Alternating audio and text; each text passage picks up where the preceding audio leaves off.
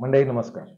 अमर Bhosale official या YouTube चॅनलमध्ये मी आपणा सर्वांचं स्वागत करीत आहे. कायदा त्यांच्या संसदेमध्ये सादर केलेला आहे आणि तो कायदा असा आहे की मुलींच्या लग्नाच्या वया संदर्भातला कायदा. साधारणतः 18 वर्ष हे मुलींच्या लग्नाचं वय आतापर्यंत त्यांच्याकडे होतं. पण आता त्यांनी ते 18 वरून सरळ कमी करून 9 वर्ष करायचा प्रस्ताव त्या कायद्यामध्ये आहे. म्हणजे हे तसं बघितलं तर धक्कादायकच आहे आणि म्हणजे मनाला न पटणार आहे. म्हणजे तसं आपण 9 वर्षाची जर मुलगी बघितली तर साधारण ती 4थी मध्ये असते. म्हणजे 4थीमध्ये शिकणाऱ्या मुलीचं लग्न करायला कायद्याने परवानगी देणारा असा तो कायदा त्या इराकच्या संसदेमध्ये सादर झालेला आहे आणि त्यामुळं निश्चितच आता जर आपण पाहिलं तर बालविवाह हे बऱ्यापैकी जगभरामध्ये कमी झालेले आहेत. पण हे त्याच्या उलट्या बाजूने चाललेले आहेत आणि म्हणजे 18 वरून 9 म्हणजे अर्ध्यावरच त्यांनी ते आणायचा प्रस्ताव केलेला आहे. त्यानंतर त्या कायद्यामध्ये असं आहे, की आपण जर कौटुंबिक बाबींसंदर्भात काही आपल्या तक्रारी असतील, तर ते आपण एकतर धार्मिक अधिकारी आहेत त्यांच्याकडे जाऊ शकता किंवा मग नागरी न्यायपालिका यांच्याकडे जाऊ शकता. असे 2 गोष्टी त्यामध्ये त्यांनी दिलेल्या आहेत. आणि त्यामुळे धार्मिक अधिकाऱ्यांचं स्तोम आपल्याला माहीत आहे त्यांच्या त्या देशांमध्ये कसं चालतं आणि त्याचे काही दुष्परिणाम आहेत ते सुद्धा. त्यामुळे हा कायदाच मुळात जो काही प्रस्तावित आहे आणि जो काही त्यांच्या संसदेमध्ये आलेला आहे तो कुणी स्वीकारायला तयार नाही. म्हणजे त्यांच्या देशाच्या बाहेरचे जे सुजाण नागरिक आहेत किंवा ज्या संघटना आहेत या संदर्भात काम करणाऱ्या त्यांना तर हे मान्य होणं शक्यच नाहीये. कारण मानवी हक्क संघटना असेल, महिला गट असतील, त्या ठिकाणचे नागरी समाज कार्यकर्ते असतील, या सर्वांचं त्याला कडाडून विरोध आहे. अर्थात हे बरोबरच आहे, विरोधच असला पाहिजे. कारण आपण जर विचार केला तरी ते आपल्याला ऐकायला सुद्धा ते बरोबर वाटत नाहीये आणि तसा कायदा केला तर मग तर काही बालविवाह त्यांच्याकडे अगदी सर्रास होतील आणि त्याच्यातून निर्माण होणारे जे काही प्रश्न आहेत ते मात्र पुढे अकरा-विकराळ रूप धारण करतील हे सहज दिसतंय. म्हणजे एखादा चित्रपट जेव्हा निघत असतो तेव्हा दिग्दर्शक तो चित्रपट आधी डोळ्यासमोर पाहतो.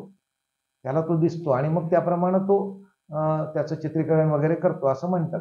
तर असा हा कायदा जेव्हा आपण विचार करतो, की 9 वर्षाच्या मुलीचं लग्न करायला कायद्याने परवानगी.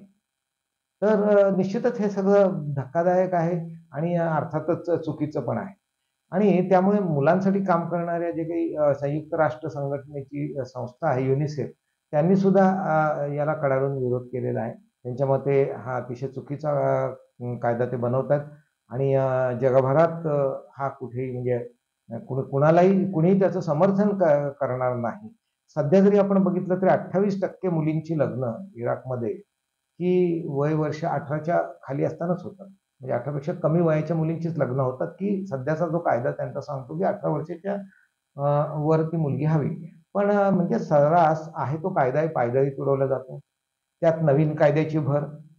तो कायदाही एकदमच विचित्र म्हणावा असा आणि त्याच्यामुळे सामाजिक प्रश्न हे निर्माण निश्चितच होणार आहेत. त्यामध्ये जर आपण 2 गोष्टी बघितल्या, फायदा काय या गोष्टींचा आणि तोटे काय ते. तर फायद्यामध्ये मला एक सुद्धा मुद्दा दिसत नाही, की याचा काही फायदा होईल. कारण एवढ्या लहान वयात मुलींची लग्न झाल्यावर त्यांची शाळा पूर्ण होणार नाही. त्यानंतर त्यांचे जे काही घरगुती हिंसाचाराचे प्रकार वाढतील, ते तर होतीलच. त्यामुळे होतंय काय, की ना त्यांचे शिक्षण होणार पूर्ण, ना त्यांचं ते लग्नाचं वय असेल. त्यामुळे त्यांच्यात मॅच्युरिटी नसणार. दुसरी महत्त्वाची गोष्ट म्हणजे की कोणाच्या फायद्याचं आहे? हे आहे कोणाच्या फायद्याच्या? मुलींच्या? अजिबात नाही.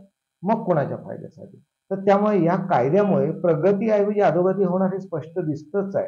हे ह्युमन राईट वॉच नावाची एक संस्था आहे. त्याच्या ज्या साना सनबर म्हणून आहेत, तर त्यांचं मत हेच आहे, की हा प्रगतीकडे नेणारा नाहीये. हा सरळ-सरळ अधोगतीच्या मार्गावर घेऊन जाणारा असा कायदा आहे आणि त्यामुळे याच्यावर विचार होणं हे अतिशय आवश्यक आहे. खरं तर तो कायदाच आला नाही पाहिजे. हेच मत आहे. त्याच्यामुळे काय होणार आहे, एकतर रूढीवादी समाज आहे तो आणि त्याच्यामुळे पुरुषी वर्चस्वाला त्या ठिकाणी बळ मिळणार आहे.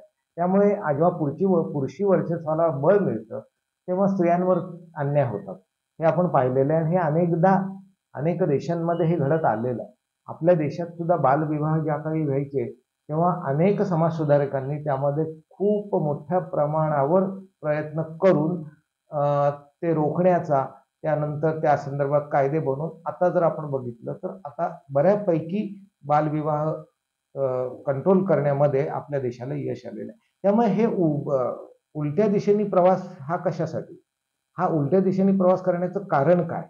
तर हे जर आपण बघितलं तर आपल्याला तसं काही कारण सापडतच नाहीये किंवा काही फायदे आहेत असंही दिसत नाही. जे आहे ते नुकसानच आहे त्याच्यामध्ये. त्यामुळे इराक वुमेन्स नेटवर्कच्या ज्या एक काबारी आहेत, तर त्यांनी सुद्धा कडाडून विरोध केलेला आहे. त्यांचं म्हणणं आहे की हा देशालाच एक पाठीमागे घेऊन जाणारा कायदा आहे. त्यामुळे हा कायदा अतिशय चुकीचा आहे. आणि आता अर्थात प्रश्न असा पडला असेल की 9 वर्षाची मुलगी असेल, तर मग मुलगा किती वर्षाचा? तर मुलगा 15 वर्षाचा. म्हणजे 9 वर्षाची मुलगी आणि 15 वर्षाचा मुलगा यांचा विवाह तिथे कायद्याने मान्य होणार आहे. सगळंच अचंबित करणार आहे. म्हणजे विचार खुंटतो असंच एकंदरीत हे चित्र आहे. म्हणजे साधारणतः ती जोडी जरी बघितली 9 वर्ष आणि 15 वर्ष, तरी पुढे डिझास्टर आहे हे तर सरळ-सरळ दिसतंय. कारण दोघांची वय त्या वयानुसार त्यांना असलेली एक परिपक्वता त्याप्रमाणे ते निश्चित अपरिपक्वच असणार आहेत त्या वयात. आणि त्या त्या लग्नानंतरच्या जबाबदाऱ्या वगैरे ते सांभाळण्यासाठी कितपत सक्षम असतील, अर्थात नसतीलच. त्यामुळे अशा प्रकारचे कायदे करून का देशाला मागे घेऊन जातात हे काही कळत नाहीये. पण त्यांच्या संसदेमध्ये इराकच्या हा कायदा मात्र आलेला आहे आणि त्यामुळे मला आपल्याशी हा विषय चर्चा करावा असा वाटला. आपलं याविषयी काय मत आहे हेही आपण आपल्या प्रतिक्रियांद्वारे द्यावं आणि आपण मात्र आपल्या देशात आपण प्रगतीपथावर राहण्यासाठी आपल्या देशाने जे काही चांगले कायदे केलेले आहेत, त्याचं काटेकोर पालन करूया आणि आपल्या देशाला प्रगतीपथावर नेऊया. पण हे सगळं करत असताना आजूबाजूला काय घडतंय याच्याकडे लक्ष असणं गरजेचं आहे, नाही का? तुम्हाला काय वाटतं? नक्कीच व्यक्त व्हा. आज इथे थांबतो. धन्यवाद.